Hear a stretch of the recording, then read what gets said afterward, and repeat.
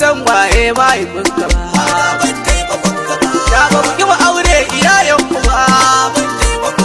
Da mata ba dai na binne su ba. Da mace da mashi ado ɗaya ba. Da daidai ba za ta daidaita ba. Da mu da kare ba mu san da barabar mu ba. Sunayenmu ba za su zama namu ba. Ba Qur'ani ba hadisi gaba. Ba imani ba shahada ko ba.